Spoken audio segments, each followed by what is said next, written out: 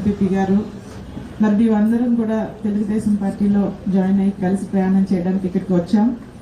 దానికి మీ అందరికీ తెలుసు, శృంగవరపుకోటలో గత 2 సంవత్సరాలుగా మన నాయకులందరూ కూడా ఎంత ఇబ్బంది పడుతున్నారో, అధికారం ఉండి కూడా గౌరవం లేక అవమానాలు పడుతూ, నిజంగా ఇలాగా చెప్పుకోవడం దురదృష్టం. మరి ఆ విషయాలన్నింటినీ కూడా అక్కడ స్థానిక ఎమ్మెల్సీ గారికి కానివ్వండి, మరి విజయనగరం జిల్లా స్థాయి నాయకులకు కానివ్వండి, అధిష్టానం దృష్టికి కూడా తీసుకెళ్లడం జరిగింది. కాకపోతే అక్కడ ఎవరు పట్టించుకోలేదు. తెలుగుదేశం పార్టీలో జాయిన్ అవడానికి రావడం జరిగింది.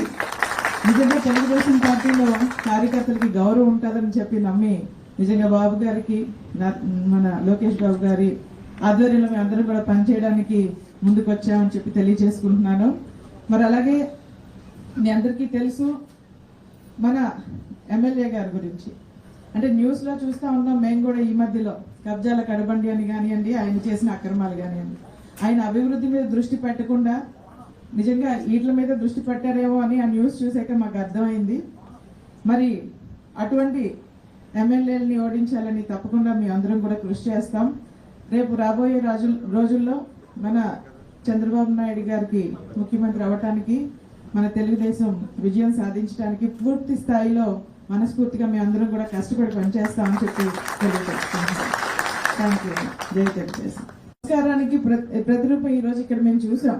ఈ ప్రత్యక్షంగా చూసాం కాబట్టి ముఖ చెప్పడానికి మళ్ళీ నేను సార్ దగ్గర తీసుకోవడం జరిగింది.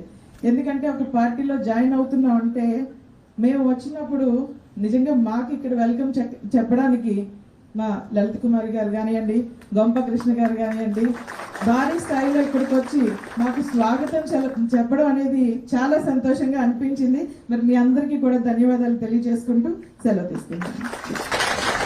ఈరోజు మనస్ఫూర్తిగా అమ్మగారితో పాటు ఆమె అడిగిన ఒకటే, కార్యకర్తలను నమ్ముకున్నాం. గత 5 సంవత్సరాలుగా కార్యకర్తలకు ఏదో జరుగుతున్న ఆశతో ఉన్నాం. మాకు ఏమీ వద్దు, నేను చాలా స్పష్టంగా చెప్తున్నా. అమ్మగారు నాకు చెప్పింది, మాకు ఏ పదవి అవసరం లేదు, కార్యకర్తలకి మీరు న్యాయం చేయండి, మా కార్యకర్తలకి మీరు అండగా నిలబడండి అని అమ్మగారు మాకు చెప్తాం జరిగింది. ఇదే కార్యకర్తల పట్ల, ప్రతి మీ పట్ల, ఆ కుటుంబానికి ఉన్న చిత్తశుద్ధి.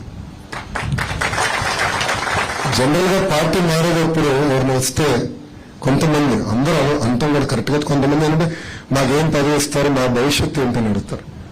కానీ అమ్మగారు వచ్చి మా కార్యకర్తలు జాగ్రత్తగా చూసుకోండి, వాళ్ళ భవిష్యత్తు మీ చేతుల్లో పెడుతున్నానని నాకు చెప్తాం జరిగింది. తప్పనిసరిగా ఈ సభానికి నేను హామీ ఇస్తున్నాను, సొంత కుటుంబ సభ్యులుగా చూసుకునే బాధ్యత మాది. దాంట్లో మీకు ఎలాంటి డౌట్ అవసరం. మాది అంటున్నా, కన్ను కొట్టిన తర్వాత మనది అంటాను. ఎందుకంటే అందరూ కుటుంబం, ఇప్పుడు ఒక కుటుంబంలో ఉంటాం. కుటుంబం ఉన్నప్పుడు చిన్న చిన్న విభేదాలు వస్తాయి. ఎవరు పర్ఫెక్ట్ కాదు, నేను దేవుని కానే కాదు. 10 నిర్ణయాలు 3 తప్పు అవుతాయి, దాంట్లో డౌట్ లేదు.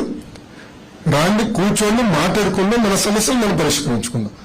నేను అది నమ్ముకుంటా. సో నేను అనుకుందే రైట్, నేను ఎప్పుడు అనుకోను, బావగారే అనుకోరు. మా అందరికి రైతే లేదు. నేను చెప్పే కదా, కేబినెట్ మీటింగ్ లో దెబ్బలాడుతూ కూడా ఆయన ఎట్లా నాకు విసులుబాటు కల్పించారు. ఈరోజు పార్టీ మీటింగ్ లో మాట్లాడి స్వేచ్ఛ ఇస్తాడు ఆయన. అదే ఆయన గొప్ప గుణం. సో అలానే మేమందరం కూడా అతను ఉంటాం. 1 కాదు 2 సార్లు కాదు, నేనన్నా మిమ్మల్ని కన్విన్స్ చేయాలి, మీరన్నా నన్ను కన్విన్స్ చేయాలి. లేకపోతే 2 సార్లు కూర్చున్నాం, లేదంటే 3 సార్లు కూర్చున్నాం. కానీ మా లక్ష్యం ఒకటే, పనిచేసే వాళ్ళని ప్రోత్సహిస్తాం, పనిచేసే వాళ్ళకి పదవులు అందిస్తాం. అది తెలుగుదేశం పార్టీ బాధ్యతని సభాముఖంగా తెలుపుకుంటూ, ఈరోజు పార్టీలో చేరుతున్న వైకాపా కార్యకర్తలు, సర్పంచ్లు, ఎంపీటీసీలు, ఎంపీపీలు, జెడ్పీటీసీలు మనస్ఫూర్తిగా నేను ఆహ్వానిస్తున్నా. Thank you. అందరికీ నమస్కారం. జై హింద్.